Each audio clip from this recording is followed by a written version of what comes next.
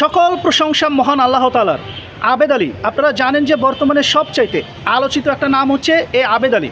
Facebook থেকে শুরু করে মিডিয়া প্রত্যেকটা জায়গায় এই আবেদ আলী, এই ভদ্রলোককে নিয়ে কিন্তু কথা হচ্ছে। ইনি হচ্ছেন গিয়ে একজন গাড়ির ড্রাইভার, অর্থাৎ পিএসসির ড্রাইভার ছিলেন এই আবেদ আলী। এখন কথা হচ্ছে এই পিএসসির যে প্রশ্নপত্র ফাঁস হয়, এই প্রশ্নপত্র ফাঁসের সাথে জড়িত হচ্ছে এই আবেদ আলী। এনার কথা শুনলে মনে হবে যে ইনি যেন একটা ফ্রেস্তার মতো একটা লোক, একজন দরবেশ। আর এই দরবেশের দরবারে যে আসছেন, যে ছাত্রছাত্রী এই দরবেশের সান্নিধ্য পেয়েছেন, বলতে গেলে তিনি এই যে বিসিএসের মতো একটা জায়গা করে নিয়েছেন। বর্তমানে এই ভদ্রলোক উনি অ্যারেস্ট হয়েছেন, 1900 আরও অনেকেই অ্যারেস্ট হয়েছেন। তদন্ত হবে, তদন্ত হলে দেখা যাবে যে আরও কি উনি করেছেন। এখন কথা হচ্ছে আমার প্রশ্নটা অন্য জায়গায়, যে এই যে আবেদ আলী, এই আবেদ আলী এনার যে কর্মকাণ্ড আমরা দেখলাম, তাতে মনে হচ্ছে ইনি হচ্ছেন গিয়ে পিএসসির একজন প্রোডাকশন ম্যানেজার। আমার কথা, এই যে প্রোডাকশন ম্যানেজার, ইনি কাকে প্রোডাকশন দিয়েছেন এইটা কিন্তু তদন্ত করে বের করে আনতে হবে। এইটা যদি বের করে না আনা যায়, তাহলে কিন্তু এই তদন্ত নিয়ে মানুষের কিন্তু একটা প্রশ্ন থেকে যাবে। কারণ আপনারা জানেন বর্তমানে বাংলাদেশের বিভিন্ন জায়গায় যে পরিমাণে দুর্নীতি হচ্ছে, বিভিন্ন মন্ত্রণালয়ে বা প্রশাসক অনেক জায়গায় এরকম চোর বাটপারের অবস্থান কিন্তু আমরা দেখতে পাচ্ছি। যাদের এরকম এই যে দুর্নীতির মহারাজ্য, তারা কিন্তু গড়ে নিয়েছে, হাজার কোটি টাকা তারা কিন্তু বাংলাদেশ থেকে পাচার করে দিয়েছে। এমনকি বাংলাদেশেও তারা অঢেল সম্পত্তির কিন্তু মালিক হয়েছে।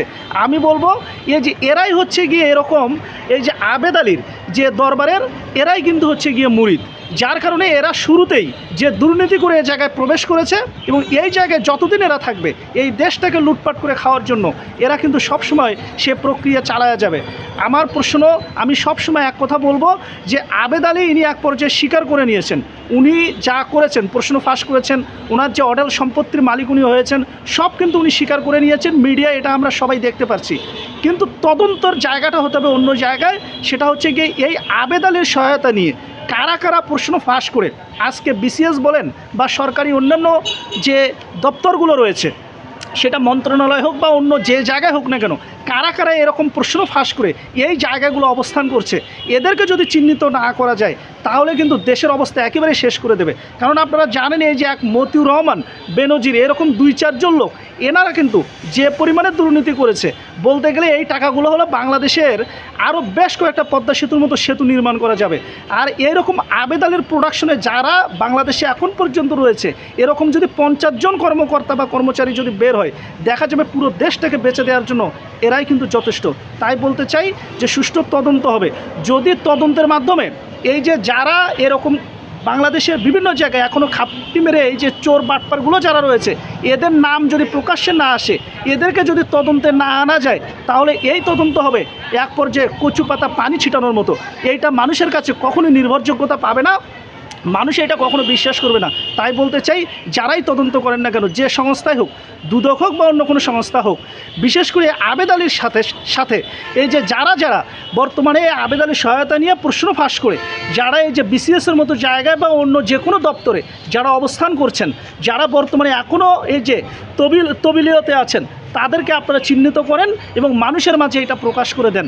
দেখবেন এই যে এরকম যদি আমরা 50 জনকেও যদি বের করে আনতে পারি, 10 জনকেও যদি বের করে আনতে পারি, এই 10 জনকে বের করে আনার কারণে দেখবেন দেশের ভাবমূর্তি কিন্তু বিশ্বের দরবারে সবার কাছে উজ্জ্বল হয়ে যাবে। এবং আমরা পরিশেষে একটা কথাই বলবো যে পিএসসিকে নিয়ে যে প্রশ্নবিদ্ধ করা হচ্ছে, পিএসসির যে ভাবমূর্তি, এইটা আগের অবস্থানে আসবে, এইটা আমরা সবাই প্রত্যাশা করি। পিএসসির ভাবমূর্তি যেটা নষ্ট করা হয়েছে, যদি এই সুষ্ঠু তদন্ত করে এই যে এইসব দুর্নীতিবাজদেরকে বের করে আনা যায়, এবং যে চক্র এই সিন্ডিকেটের সঙ্গে যারা জড়িত রয়েছে, আরও যারা জড়িত রয়েছে, পিএসসিতে হোক বা পিএসসির বাইরে যারাই হোক না কেন, এদেরকে যদি চিহ্নিত করে আইনের আওতায় আনা যায়, তবেই আমি বলবো সাধারণ মানুষ বা সবার কাছে, সব ধরনের মানুষের কাছে এই পিএসসির যে ভাবমূর্তি, আগের যে ভাবমূর্তি, এই ভাবমূর্তি কিন্তু অক্ষুণ্ণ থাকবে। তা না হলে এইটা নিয়ে যে প্রশ্ন উঠেছে, মানুষ বড় অফিসার হতে বা এই দেশকে নিয়ে কিন্তু সবসময় যে চিন্তিত, এই চিন্তা মানুষের মনে থেকেই যাবে। ভালো থাকবেন, সুস্থ থাকবেন, আল্লাহ হাফেজ।